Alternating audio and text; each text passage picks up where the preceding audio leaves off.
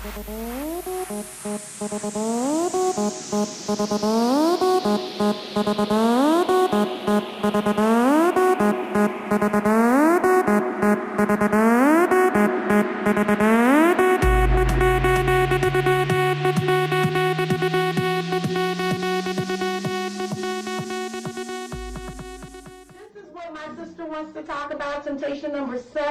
relation to page 61, many people are virgins when they marry. Christians are just as sexually active before marriage as those who don't profess to be anything. Can you talk to us about this temptation, Apostle? Absolutely, and I hope we really delve into this in the after show. Oh, yes, sir. Because I came here to get down. Yes, sir.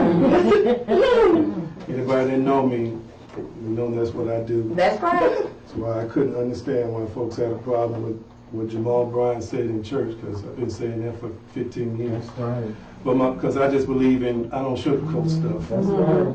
Young people living in age. We just saw a naked woman the other day showing her front and back parts on the internet.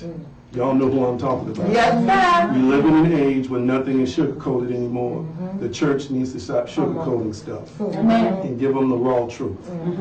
Okay, so what was your question again? Talk about adultery. Yes. Adultery, but you had a specific. I just read out the book what you wrote about. Well, he was saying about, what do you think about, because you said it now, we're reading from the book, about Christians having more sex with married people. That's true. That's and what I did a webinar, which was pretty successful a few months ago online, and I was intending to bring that magazine article with me from Charisma magazine. They're terming them as sexual atheists, and basically they polled a demographic of people within Christendom, within Christianity, within a certain age group, and it was something like 50, 60, 70% of them basically said, we gonna have sex before marriage, despite what the Bible says. So number one, I didn't need a poll to tell me that was true. I already knew that. Number one, as a pastor. Number two, I grew up in the church. I know what folks are doing in the church. Okay, folks are getting down with the get down in the church. Okay, I've counseled people who are in threesomes, all kinds of stuff. In the church? In the church. Okay, it's there, it's real, and it's evident, and we need to deal with it. Yes, and what I want to say is, we've dealt with it from a punitive aspect for centuries now. How you punish people, how you banish people, how you send people to hell. I don't like to deal with it from that aspect. We know that there are consequences, which I mentioned in this cycle of temptation in this book. I want to teach, well, first of all, I want to talk to people about what you're struggling with. Secondly, teach you how to deal with your struggles. Thirdly, if you fail, teach you how to recover from that particular struggle. So yes, people are very sexually active in the church, from the pulpit to the door. It's one reason why we see all the scandals we see in the church, because we love to do what we love to do. It's just the way we like it, right? It's just the way we like it. Okay, and when the camera stops rolling, I'll talk more about what we really like. But yes, that exists in every church and denominations. You need to stop looking at others talking about they doing all this stuff over here. They've been doing it in the Pentecostal holiness movement for years. They waited until I got grown before they stuck to tell me that the choir members were sleeping with the ushers were sleeping with the deacons were sleeping with the pastor's aide. You understand what I'm saying? The prayer warriors were sleeping with the foot committee. People were sleeping around. And wearing white on Sundays. Wearing white on Sundays. Getting down Monday through Saturday. Okay, it is the truth. And it's still going on right now. Okay, we have less than a minute left, and I'm sorry for anybody that's missing the after show or have to go. But we want to thank again.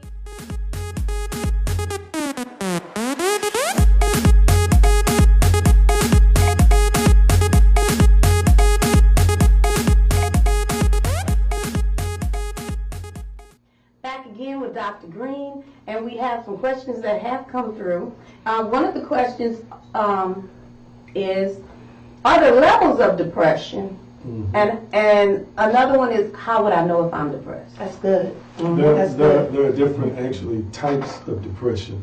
You know, most people know when you get diagnosed and you need counseling or you need psychotropic drugs to help regulate your depression. We know that it's clinical depression, a major depression, but there are various types of depressions that exist. But there are basic symptoms, and everybody's symptom is not the same. That's right. But sometimes people lose a drive for life, they lose a passion for life. They find themselves, and one thing about a mood is supposed to be temporary. Yes. Okay, but when you find a mood prevailing to a series of minutes, hours, and days, it's no longer a mood. Okay, you moved into a mindset, you moved into a paradigm. And so, but sometimes people eat more, sometimes people eat less. Sometimes people become withdrawn. Okay, sometimes people become antisocial. Sometimes they start questioning themselves, whether they can or cannot do exactly who they are, and that is reflected through low self-esteem, low self-worth, low self-image. So those are just some of a few symptoms. If there's a person who's normally outgoing and all of a sudden you notice they start pulling back, they don't want to go out as much, they prefer to be alone, the person's probably dealing with some depression in their life. And like I said, sometimes people eat less, then there are other people who eat more. Okay, you just have to kind of know the person to kind of be able to discern, ascertain, and diagnose in a crude way what the symptoms are.